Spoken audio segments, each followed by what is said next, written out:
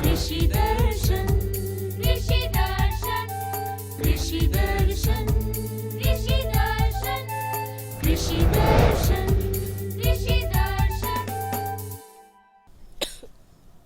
अरे भौजी क्या हो गया, बड़ी सुस्त नजर आ रही हैं। क्या बताएं मंगरा भाई, देख ही रहे हैं मौसम का हाल। इतनी गर्मी है, कभी गर्म कभी ठंडा, बस वही हो रहा है। सर्दी जुकाम बुखार क्या सभी को भौजी? लगा हुआ है। सर्दी हम्म जुकाम, हम्म इसका इलाज तो यूं है भौजी, यूं। वो कैसे? चलिए इस आपको इलाज बाद में बताते हैं, लेकिन कार्यक्रम शुरू कर लेते हैं। जी हाँ, किसान भाई बहनों, आप सभी किसान भाई बहनों का तहे दिल से स्वागत है कृषि दर्शन कार्यक्रम में। रूपा भौजी का जोहार। किसान भाइयों, मेरी ओर से भी आप सबों को बहुत बहुत जोहार। जी हाँ, तो मंगरा भाई, आप कार्यक्रम की शुरुआत की बात कर रहे थे, तो कार्यक्रम की शुरुआत तो हो चुकी है, तो क्यों ना हम अपने किसान भाई बहनों को कृषि समाचार की ओर ले चले। बिल्कुल सही बोली भौजी। नमस्कार, कृषि समाचार में आपका स्वागत है। मैं हूं पूजा। आइए देखते हैं आज कृषि समाचार में क्या है खास। गढ़वा के मछली पालक आवास निर्माण के लिए ले सकते हैं अनुदान की सुविधा। सिमडेगा के 500 मनरेगा सिंचाई कुएं में होगा मछली पालन। बरसाती भिंडी के बेहतर उत्पादन के लिए लगाएं संकर प्रभेद सोनल। अब समाचार विस्तार से। गढ़वा जिला में वर्ष 2016-17 के लिए वेद व्यास आवास योजना और मछुआ आवास योजना चलाई जा रही है। इस योजना के तहत प्रति आवास कम से कम 35 वर्ग मीटर की आवास निर्माण की इकाई लागत 75,000 रुपये है। वेद व्यास आवास योजना के तहत 150 और मछुआ आवास योजना के तहत 80 लाभुकों का चयन किया जाएगा, जो इससे पहले किसी सरकारी आवास योजना से लाभ प्राप्त नहीं किए हों। वे मछली पालक इस योजना से लाभ लेने के लिए जिला मत्स्य कार्यालय गढ़वा में 30 अप्रैल 2016 तक अपना आवेदन पत्र जमा कर सकते हैं। जिला मत्स्य विभाग सिमडेगा द्वारा किसानों के सिंचाई कुएं में वायु स्वासी मछली पालन योजना चलाई जा रही है। इसके लिए लाभुक के पास मनरेगा के तहत बना या स्वयं निर्मित सिंचाई कुआं हो, जिसमें 2 से 3 फीट पानी हमेशा रहता हो। इस योजना के तहत सिमडेगा जिला से कुल 500 लाभुकों का चयन किया जाएगा। इस योजना से लाभ लेने के लिए जिला मत्स्य पदाधिकारी कार्यालय सिमडेगा में 28 अप्रैल 2016 तक आवेदन पत्र जमा किया जा सकता है। इस मौसम में सूकरों में स्वाइन फीवर रोग फैलने का खतरा रहता है। इस रोग के कारण सूकरों की मृत्यु दर बढ़ जाती है। तेज बुखार लगना और अचानक मर जाना इस रोग का मुख्य लक्षण है। बचाव के लिए सूकरों को स्वाइन फीवर का टीका दिलाएं। स्वाइन फीवर विषाणु द्वारा होने वाली संक्रामक बीमारी है, जो सूकरों के मलमूत्र और गंदा खाना पानी से फैलता है। तेज बुखार, कानों के बाहर और भीतर की ओर तथा पेट और लाल रंग का धब्बा दिखना, सांस लेने में कठिनाई, भूख की कमी, सुस्ती और चलने में लड़खड़ाहट इस रोग के लक्षण हैं। कई बार बिना किसी लक्षण के सूकरों की मृत्यु हो जाती है। बचाव का एकमात्र उपाय है टीका। पहला टीका 8 सप्ताह की उम्र में दिला दें। गर्मी के मौसम में सूकरों में स्वाइन फीवर बीमारी देखने को मिलता है। इसका टीकाकरण स्वाइन फीवर टीका उपलब्ध है, जिसको आप लोग बचा करके आप लोग इसको टीका को दे करके इस बीमारी से बचाव कर सकते हैं। स्वाइन फीवर टीका की 1 ml मात्रा चमड़े में दे करके 6 महीने के तक इस बीमारी से हम उसका बचाव कर सकते हैं। और स्वाइन फीवर का लक्षण है कि काफ़ी तेज़ी से फैलता है, मृत्यु दर काफ़ी ज़्यादा होती है, और जो सूकर जो होते हैं उसमें देखने को मिलता है कि वो अचानक मृत्यु दर होता है, और इसमें जो है तेज़ बुखार होता है। तो इस तरह से लक्षण जो स्वाइन फीवर में आता है, इसका बचाव हम लोग कर सकते हैं टीकाकरण के द्वारा। राज्य के जो किसान बरसात के मौसम में भिंडी की खेती करना चाहते हैं, वे जून से अगस्त तक बुआई का काम कर सकते हैं। किसान भाई भिंडी के बेहतर उत्पादन के लिए संकर प्रभेद सोनल या सारिका लगाएं। किसान भाई संकर भिंडी की बुआई में 2.25 से 3.5 किलोग्राम बीज प्रति हेक्टेयर की दर से उपयोग करें। इसमें कतार से कतार 50 सेंटीमीटर और बीज से बीज की दूरी 25 सेंटीमीटर रखें। भिंडी के बेहतर उत्पादन के लिए संकर प्रभेद सोनल या सारिका लगाएं। इनकी उत्पादन क्षमता 250 क्विंटल प्रति हेक्टेयर है। सूर्यमुखी का दाना निकालने के लिए किसान सूर्यमुखी थ्रेसर नामक कृषि उपकरण की सहायता ले सकते हैं। इस थ्रेसर से परंपरागत तरीके से दाना निकालने की तुलना में 50% मजदूरी की बचत तथा 30% संचालन खर्च में बचत होती है। आज हम जानेंगे टमाटर फसल में लगने वाले लाल मकड़ी कीट के रोकथाम के उपाय के बारे में। लाल मकड़ी कीट के प्रकोप से कई सब्जी फसलों के उत्पादन पर बहुत बुरा प्रभाव पड़ता है। इस कीट के रोकथाम के लिए डाइकोफॉल या इथियोन नामक दवा की 18.5 मिलीलीटर मात्रा में नीम का साबुन या नीम का तेल मिलाकर घोल बनाएं और फसल पर छिड़काव करें। और अब एक नजर राज्य के 5 प्रमुख शहरों के मौसम के मिजाज पर। आज राज्य के 5 प्रमुख नगरों के अधिकतम और न्यूनतम तापमान कुछ इस प्रकार दर्ज किए गए। रांची का अधिकतम तापमान 41 डिग्री सेल्सियस और न्यूनतम 24 डिग्री सेल्सियस। जमशेदपुर का अधिकतम तापमान 41 डिग्री सेल्सियस और न्यूनतम 28 डिग्री सेल्सियस। मेदिनीनगर का अधिकतम तापमान 41 डिग्री सेल्सियस और न्यूनतम 26 डिग्री सेल्सियस। देवघर का अधिकतम तापमान 32 डिग्री सेल्सियस और न्यूनतम 24 डिग्री सेल्सियस। वहीं धनबाद का अधिकतम तापमान 36 डिग्री सेल्सियस और न्यूनतम 26 डिग्री सेल्सियस रहा।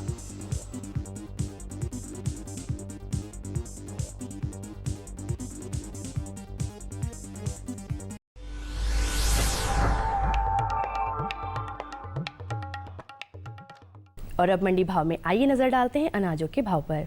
आज कृषि उत्पाद बाजार समिति लोहरदगा में विभिन्न खाद्यान्नों के थोक भाव कुछ इस प्रकार दर्ज किए गए।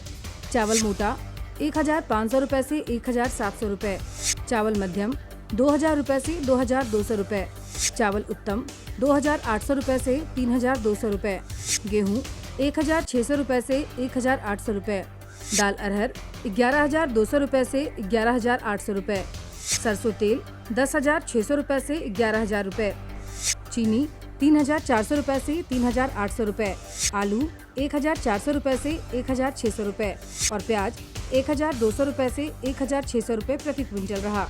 कृषि समाचार में आज इतना ही। अगले दिन अगले अंक में फिर मुलाकात होगी कुछ ताज़ा तरीन खबरों के साथ।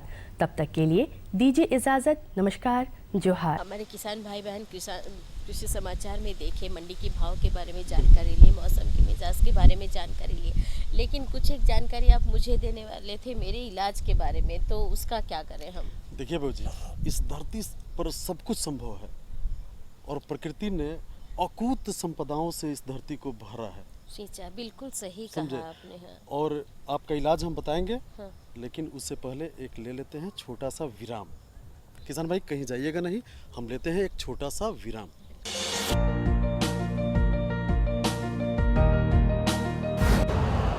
यूरिया का स्वदेशी उत्पादन 70 लाख टन बढ़ाने के लिए 6 उर्वरक संयंत्रों का उद्धार किया जा रहा है। FCIL के गोरखपुर, सिंदरी, तलचर और रामागुंडम संयंत्र, HFCL की बरौनी इकाई और BVFCL की नामरू फोर्थ। सोने पर सुहागा ये है कि देश में अब बनेगा सिर्फ नीम लेपित यूरिया, क्योंकि इससे होगा किसानों का फायदा ही फायदा।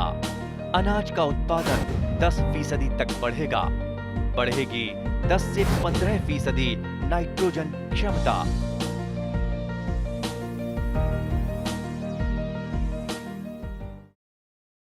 तो विराम के बाद एक बार फिर से स्वागत है आप सभी किसान भाई बहनों का। तो मंगरा भाई जी हाँ, आपने जो भी बताया मैंने बिल्कुल मैं समझ गई हूँ। और ज़रूर वो जो आप इशारा कर रहे थे, काढ़े की बात कर रहे थे, तो मैं ज़रूर काढ़ा पीऊँगी। लेकिन आज जैसे हमारे किसान भाई बहन इंतज़ार कर रहे हैं जानकारी की, तो आज कुछ स्वादिष्ट, आप तो जानते ही हैं जब सर्दी ज़ुकाम हो जाए तो कुछ अच्छी चीज़ें खाने को मन करता है, जो एकदम सही बोल रहे हैं भौजी, बिल्कुल सही बोल रहे हैं। तो कुछ स्वादिष्ट और पौष्टिक जानकारी मिल जाए तो मज़ा आ जाए, क्यों? अरे किसान भाइयों, एकदम मन की बात ही बोल रही हैं। आज की जानकारी हमारी ऐसी ही है। अच्छा, आज हम अपने किसान भाइयों को बताने जा रहे हैं ग्रीष्मकालीन मशरूम की वैज्ञानिक खेती कैसे करें। आहा, क्या बात है, मुझे बहुत पसंद है मशरूम। लेकिन इसके लिए वो क्या करें क्या नहीं करें, आइए विशेषज्ञ से जानते हैं। बिल्कुल। आज हम मौजूद हैं ICR के प्रांगण में और बात करेंगे गर्मी के मौसम में मशरूम की वैज्ञानिक खेती। इसके लिए हमारे साथ मौजूद है हमारे विशेषज्ञ डॉक्टर सुदर्शन मौर्य जी। डॉक्टर साहब, आज का हमारा विषय है मशरूम की वैज्ञानिक खेती गर्मी में। तो हमारे झारखंड प्रदेश में बहुत सारे किसान भाई हैं जो मशरूम के प्रति अब जागरूक हो रहे हैं, तो उन्हें किस गर्मी में किस प्रकार की किस्म लगाने के लिए आप बोलें? सबसे पहले हमारे किसान भाई ये जान ले कि कितने तरह के मशरूम झारखंड में उगाए जाते हैं। हमारे यहाँ जो झारखंड में 4 तरह के मशरूम जो है बहुत ही पॉपुलर है। मुख्य तौर पे जो मशरूम की वैज्ञानिक खेती या कहिए कमर्शियल खेती जो है बटन की होती है। इसके अलावा जो हमारे किसान भाई हैं जो कि कम लागत में खेती करते हैं मशरूम की, तो वो है ओयस्टर मशरूम, जिसमें बहुत ही कम लागत में जो है वर्ष भर खेती कर सकते हैं। इसके अलावा मिल्की मशरूम है, दूधिया मशरूम जिसको बोलते हैं, और चौथा मशरूम जिसको बोलते हैं हम पैडिस्टा मशरूम या पुआल मशरूम। ये 4 तरह के मशरूम झारखंड में उगाए जाते हैं। और रही बात जैसे गर्मी के दिनों में कौन सी मशरूम की खेती करें, तो गर्मी के दिनों में मुख्य तौर पे हम मिल्की मशरूम और पैडिस्टा मशरूम की खेती जो है करने के लिए किसानों को प्रेरित करते हैं, क्योंकि गर्मी के दिनों में ये मशरूम उपज भी अच्छा देता है और आपको जो है इनकम भी ज़्यादा मिलती है। तो मुख्य तौर पे यदि गर्मी में आपको खेती करनी है तो दूधिया मशरूम की खेती करें और पुआल मशरूम की खेती करें। अब जैसे कि हमारे किसान भाई किस्म का चुनाव कर लेंगे, उसके बाद वो किस बातों का ध्यान देंगे और विधि उसकी क्या रहेगी उस मशरूम को लगाने के लिए? सबसे पहले जो है किसान भाइयों को ध्यान रखना पड़ेगा कि मशरूम की खेती के लिए साफ़ सफाई बहुत ज़रूरी है। जहाँ पे भी आप खेती करते हैं उसकी साफ़ सफाई होनी चाहिए। साफ़ सुथरे जगह पे यदि मशरूम की खेती करते हैं तो बीमारियों और कीड़े मकोड़ों के आने का प्रकोप कम हो जाता है, जिससे आपकी जो खेती की सफलता के आसार होते हैं। तो इसलिए आपको ध्यान रखना है कि साफ सफाई, और दूसरा है समय के अनुसार प्रजातियों का चयन। अब गर्मी के दिनों के लिए मुख्य तौर पे हमने बताया कि दूधिया मशरूम और पुआल मशरूम, इन्हीं प्रजातियों का चयन करके गर्मी के दिनों में आपको अप्रैल से लेके जुलाई अगस्त तक जो है इन सब मशरूम की खेती आप कर सकते हैं सफलतापूर्वक। तो इसको आपको ध्यान में रखने की ज़रूरत है। और रही बात जैसे आप मशरूम की खेती कैसे करें, तो मशरूम की खेती देखिए ज़्यादातर जो है घरों में होता है, छप्पर में होता है, छायादार जगहों पे होता है। तो ऐसे जगहों का चुनाव करना है, उसको साफ़ सफाई करनी है। छप्पर है तो उसको छप्पर को भी साफ़ सफाई कर लीजिए, और छप्पर के जो है ऊपर जो छत पे जो है पुआल उआल फेंक दीजिए अच्छे से, ताकि जो है उसके अंदर जो है यदि आप नमी मेंटेन करते हैं, पानी डालते हैं, तो उसकी नमी बरकरार रहे। तो हमारे किसान भाइयों को ये बता दिया जाए कि जब वो मशरूम लगाएंगे तब उनमें कौन कौन सी बीमारी लग जाती है इस गर्मी के मौसम में? हाँ, देखिए गर्मी के मौसम में जो मशरूम उगाए जाते हैं मुख्य तौर पे हमने बताया दूधिया मशरूम और पुआल मशरूम। तो पुआल मशरूम जब हम उगाते हैं तो उसमें आप देखेंगे कि एक जो है स्क्लोसियल डिजीज़ होती है, जिसमें कि सरसों के दाने जैसे ढेर सारे जो है छोटे छोटे दाने जो है मशरूम के बेड के ऊपर दिखाई पड़ते हैं। ये जो है स्क्लोसियल डिजीज़ होता है। यह बीमारी जो आने से जो मशरूम के माइसीलियम होते हैं वो नष्ट हो जाते हैं, क्योंकि ये जो बीमारी है बड़ी तेज़ी से फैलती है। तो मशरूम के जो माइसीलियम होते हैं उनको बढ़ने नहीं देते हैं, जिसके कारण से पूरा का पूरा जो है पुआल को कवर कर लेते हैं और मशरूम नहीं निकल पाता है। तो एक ये समस्या रहती है। एक दूसरा और है जिसको हम लोग बोलते हैं इंकी कैप डिजीज़ या जो है कोप्राइनस डिजीज़ बोलते हैं।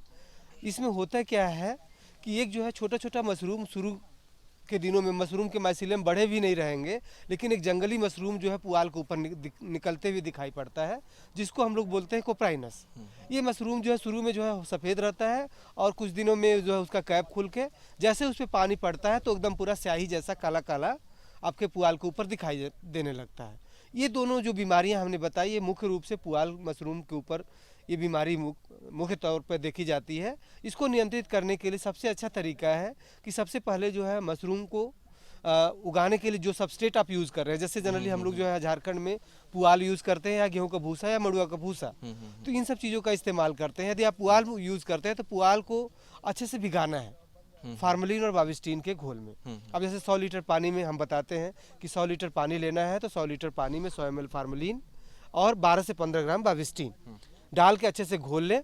फिर उसके बाद पुआल को उसमें भिगाएं। लेकिन यदि आप पुआल मशरूम की खेती कर रहे हैं तो जब उसमें जो है कैल्शियम कार्बोनेट या कैल्शियम सल्फेट की मात्रा भी मिलानी है आपको। कैल्शियम सल्फेट मान के चलिए कि लगभग यदि 100 लीटर पानी लेते हैं तो लगभग हाफ के जी के आसपास कैल्शियम कार्बोनेट या कैल्शियम सल्फेट डाल के अच्छे से मिला लें। फिर उसको पुआल को निकालें भिगा के। इससे क्या होता है कि पुआल में जो मशरूम निकलता है उसमें जो है संक्रमण के चांसेस भी कम होते हैं और मशरूम जो है चमकीला कलर का होता है, तो इससे आपको मार्केट में आय ज़्यादा मिलती है। हमारे किसान भाई जो मशरूम की खेती अभी करेंगे तो आप उनको किस किस्म का चुनाव करने, कौन सी किस्म का करें कि जिनको ज़्यादा से ज़्यादा मुनाफा हो? लेकिन गर्मी के दिनों में ज़्यादा से ज़्यादा यदि आपको फ़ायदा कमाना है तो दूधिया मशरूम की खेती करें। दूधिया मशरूम जो है लगाने का तरीका ओएस्टर जैसा ही है, उसमें कोई बदलाव नहीं होता है। जैसे जैसे बैग तैयार करते वैसे ही बैग तैयार करना है दूधिया मशरूम के लिए भी। बस केवल एक स्टेप में इसमें थोड़ा सा चेंजेस करने पड़ते हैं कि जब मशरूम का बैग सफ़ेद हो जाए, माइसीलियम पूरी तरह से फैल जाए, तो दूधिया मशरूम के पैकेट का मुंह खोल दिया जाता है और उसके मुंह के ऊपर लगभग 1 से 1.5 इंच मोटी वर्मी कंपोस्ट की लेयर बिछा दी जाती है केसिंग के रूप में। ये केसिंग कर देने से क्या होता है कि मशरूम उसी केसिंग के रास्ते से बाहर निकलता है और ये दूधिया मशरूम का जो बायोलॉजिकल इफिशियंसी है मोर देन 90% है, यानी 1 किलो भूसा से लगभग 900 ग्राम मशरूम निकल जाता है। तो आप समझ लीजिए कि यदि 100 रुपये के रेट से भी यदि आप बेचते हैं तो आप समझ लीजिए कि 1 किलो भूसे का दाम यदि आप एक बैग बनाते हैं तो लगभग 20 से 25 रुपये की लागत आती है, और यदि 100 रुपये के रेट से बेचते हैं तो आपको 90 रुपये मिलता है। और यदि आप देखेंगे कास्ट बेनिफिट रेशियो तो इसमें सबसे ज़्यादा मिलता है, लगभग जो है पर केजी भूसे आपको जो है 60 से 70 रुपये का बचत हो जाती है। सब अंत में हमारे किसान भाइयों को कुछ सावधानियां बता दें मशरूम की खेती करते हुए, क्योंकि हमारे किसान भाई हैं जो इसे व्यवसाय के रूप में अपनाना चाहते हैं। मशरूम की खेती के लिए हमने पहले भी बताया, अभी भी मैं बता रहा हूँ कि साफ़ सफाई बहुत ही मायने रखता है। यदि आप जहाँ पे भी मशरूम उगा रहे हैं उस जगह की साफ़ सफाई करते रहें, बीच बीच में आप फार्मलिन या बाबिस्टीन का छिड़काव करते रहें। यदि छप्पर में करते हैं तो इससे क्या होता है, फफूंद दूसरे नहीं आ पाते हैं, कीड़े मकोड़े नहीं आ पाती, मक्खियाँ नहीं आ पाती हैं, तो आपके मशरूम की उत्पादन में सफलता आपको मिलती है। और आपको जो है ज़्यादा उत्पादन मिलेगा तो ज़्यादा आय मिलेगी, ज़्यादा आय मिलेगा तो आप कहेंगे कि नहीं मशरूम की खेती बहुत ही फ़ायदेमंद है। तो किसान भाइयों, आपने देखा हमारे विशेषज्ञ ने आपको कितनी महत्वपूर्ण जानकारी बताई गर्मी के मौसम में मशरूम की खेती करने के लिए। आशा करते हैं इस जानकारी से आप बहुत मुनाफा उठाएंगे।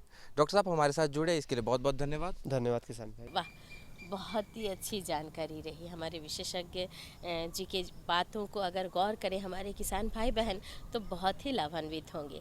तो यहाँ पर भी हमें लेना होगा एक छोटा सा विराम। कहीं जाइएगा नहीं, देखिए संदेश। ये लो और बताओ। बस। अरे ये क्या भैया जी, बस इतनी सी रासायनिक खाद? किसानी छोड़ रहे हो क्या? किसानी नहीं, नादानी छोड़ रहे हैं। मिट्टी की जांच कराई है, अब तो लालाजी जितनी जरूरत है उतने ही उर्वरक खेत में डालेंगे। हाँ, किसान भाई आज ही अपने जिले की नजदीकी भूमि परीक्षण प्रयोगशाला में मिट्टी की जांच जरूर करवाएं और मिट्टी में पोषक तत्व, नमी व पौधे के विकास को देखते हुए केवल जरूरत के अनुसार ही पोषक तत्व डालें। और हाँ, मिट्टी में गंधक, जस्ता, बोरोन जैसे सूक्ष्म पोषक तत्वों का पता लगाना भी न भूलें। उर्वरक और जैविक खाद के सही उपयोग से भूमि का उपजाऊपन बनाए रखें, उत्पादकता बढ़ाएं, खर्चा घटाएं और बहुमूल्य विदेशी मुद्रा बचाने में भी सहयोग दें। और हाँ, धीमी गति से नाइट्रोजन उपलब्ध कराने वाले उर्वरकों जैसे नीम लेपित यूरिया को प्राथमिकता दें और यूरिया का पत्तों पर छिड़काव करें। अरे वाह, तू तो सचमुच समझदार हो गया रे। अधिक जानकारी के लिए संपर्क करें जिला कृषि अधिकारी या किसान कॉल सेंटर। किसान भाइयों, विराम के बाद फिर से आपका बहुत बहुत स्वागत है। अरे भौजी, काढ़ा पीजिए, ठीक हो जाएगा। बिल्कुल। और दूसरी बात कि आप जरा खून का जांच तो करा लीजिए। अरे हाँ, वो खून का जांच कर कहीं एसिनोफिलिया बढ़ गया हो, एकदम फिट हो जाइएगा। अरे आप जांच से मुझे याद आया, मेरी जानकारी भी तो यही है, हम सब इंसान तो अपने खून का जांच करवाते ही हैं, लेकिन कभी आपने सुना है कि पशुओं के भी रक्त की जांच होती है? और क्यों होती है, जानना नहीं चाहेंगे? अरे एकदम भौजी, बहुत जरूरी चीज है ना। जी हाँ भाइयों और बहनों, हमारे तरह हमारे पशु पक्षियाँ भी बीमार होते हैं, उनकी भी रक्त की जांच होनी चाहिए। और उनके रक्त की जांच क्यों आवश्यक है, आइए जानकारी लेते हैं हमारे विशेषज्ञ से। आज के कार्यक्रम पे हम बात करेंगे पशुओं के रक्त जांच की। सर, सबसे पहले बताइए कि पशुओं में रक्त जांच की क्या महत्वपूर्ण है? पशुपालक भाइयों को बताना चाहता हूँ, जिस तरह से हम अपने लिए मतलब जो है आजकल आप देख रहे हैं कि ऐसी ऐसी बीमारियाँ चल रही हैं, तो ज़्यादातर डॉक्टर मतलब ह्यूमन में भी मतलब जो है सीधे पहले कहता है ब्लड टेस्ट कराइए, यूरिन टेस्ट कराइए, स्टूल टेस्ट कराइए, तब मतलब वो एक मतलब जो लक्षण को पकड़ करके उस मतलब बीमारी को देखते हैं और उचित समय पर कम समय में और कम पैसे में मतलब अच्छा मतलब इलाज सटीक हो जाता है। और यही चीज़ मैं मतलब पशुपालक भाइयों को कहना चाहता हूँ, जो अच्छी गाय रखे हुए हैं आजकल, मतलब जो है संकर नस्ल की सभी गाय मतलब जो है पूरा मतलब वाइफ भी मतलब जो है इसमें मतलब पूरा योगदान दे रहा है, गव्य विकास भी योगदान दे रहा है। झारखंड सरकार से भी बहुत सी योजनाएं चल रही हैं। तो इन सब में मतलब संकर नस्ल की जितनी भी हमारे पशुपालक गाय रखे हुए हैं, अगर कोई ऐसी भयंकर बीमारी होती है तो उस समय मतलब जो है उसके सिम्टम्स लक्षण देख कर के ही मतलब जो है इलाज किया जाता है। लेकिन अगर आज हम रक्त की जांच कराएं उसकी, तो रक्त की जांच कराना अब अत्यावश्यक इसलिए हो गया है कि एक एक गाय जो अधिक दूध देने वाली है उसके मतलब जो है उसके लिए हमको क्या करना चाहिए, कैसे करना चाहिए, इसको कौन सी बीमारी है और इसमें मतलब जो है कैसे करना है, इसलिए रक्त की जांच होना अब अत्यावश्यक है। क्योंकि इससे बहुत सी बीमारियों का कारण मालूम पड़ जाएगा कि हमारे मतलब पशु जो है किस मतलब से ग्रसित है। जैसे बेबियोसिस है, सिंथेसिस है या थैलेसिस है। तो इन सब मतलब जो इन सब ऐसी बीमारियां हैं कि हम मतलब जो है वो एंटीबायोटिक देते जा रहे हैं, बहुत खिलाते जा रहे हैं, मतलब नहीं सही हो रहा है या कम सही मतलब जो है असर हो रहा है। तो इन सब जांचों को अगर हम लेबोरेटरी तक ले जाएं, कैटल को, अगर उसके ब्लड को, यूरिन को और मतलब स्टूल को एंड मिल्क टेस्ट, तो मतलब हम बड़ी आसानी से पकड़ सकते हैं कि हमारे मतलब इस गाय को या मतलब इस पशु को कौन सी बीमारी है और मतलब इसको मतलब अब क्या पढ़ना चाहिए। इसलिए मैं यही कहूँगा कि बहुत अब अति आवश्यक है कि पशुधन का विकास अगर मतलब जब करना है तो ये भी एक पैथोलॉजिकल मतलब एनिमल पैथोलॉजिकल होना चाहिए, जिससे कि हम बड़ी आसानी से ये देखें। जैसे मतलब पेट फूल रहा है, बराबर पेट फूलता जा रहा है, रूमेन में मतलब अल्काइन और मतलब जो है मतलब ये हो जाता है, हम उसको टेस्ट करते हैं, लेबोरेटरी भेजेंगे, लेबोरेटरी भेजने पर एक सटीक दवा पड़ जाएगी। तो मतलब हो सकता है हमारे किसान भाई कम मतलब समय में और कम पूंजी में अपने मतलब पशुधन का मतलब अच्छा ध्यान भी रख सकते हैं और पशुओं को स्वस्थ भी रख सकते हैं। और ये अब धीमे धीमे बड़े बड़े फार्मों में मतलब जो है शुरू भी हुआ है और शुरू हो रहा है। अब मुझे लगता है धीमे धीमे अब मतलब जिस तरह से ह्यूमन के लिए लेबोरेटरी खुल गई है, उस तरह से अब मतलब पशुओं के लिए भी एक लेबोरेटरी हो जाएगी, जिसमें मिल्क टेस्ट भी होगा, यूरिन टेस्ट भी होगा, स्टूल टेस्ट भी होगा और ब्लड टेस्ट भी करना होगा। और मतलब जो भयंकर जो बीमारी हैं उनसे मतलब जो है निजात पाने के लिए बड़ी आसानी से मतलब जो है उसका मतलब सुलभ तरीके में और सटीक दवा पढ़ करके हम पशु को स्वस्थ रख सकते हैं और मतलब रोग से निराकरण कर सकते हैं। उन पशुपालक भाइयों को कहूँगा कि मतलब जो है एक तो सब अपने पशुपालक भाई अपने पशुओं को मतलब स्वच्छ पानी दें, संतुलित आहार दें, समय समय पर टीकाकरण कराएं। तो इन सब चीज़ों से कम 60 से 70% अपने पशु को मतलब जो है बचा सकते हैं। अब अगर इस तरह की अगर मतलब जो है बीमारी, अगर कोई डिजीज आता है तो मतलब जो है उसमें अब तो डॉक्टरों का भी मतलब जो है और मतलब हमारे मतलब बड़े बड़े जो जितने वैज्ञानिक हैं इस पर मतलब जो इस तरह से चल रहा है, तो जिस तरह से धीमे धीमे अब ये भी मतलब जो है मेरा ये कहना है कि मतलब अब पशुओं में भी मतलब एक लेबोरेटरी मतलब इस तरह की होनी चाहिए, जिससे कि मतलब उसके रक्त जांच मतलब की जाए और उसका इलाज मतलब जो है सुलभ तरीके से और मतलब सटीक इलाज किया जा सके। देखिए मतलब इसमें मतलब बहुत सी ऐसी बीमारियां होती हैं मतलब जो कुछ सीजन पे होती हैं। मतलब मैं कहता हूं कि अगर साल में एक बार भी कराया जाए या 2 बार कराया जाए तो भी ठीक है। जैसे डिवॉर्मिंग, बहुत से लोग डिवॉर्मिंग कराते हैं, बहुत से मतलब जो है ऐसे चमूकन है, ये है, उससे मतलब जो है कुछ सर्रा बीमारी होती है। अब सर्रा बीमारी से मतलब जो है टिप्नोसिस मतलब जो है ये बहुत बड़ी भयंकर बीमारी है। ये इसमें क्यूट भी है, बहुत भयंकर बीमारी होती है।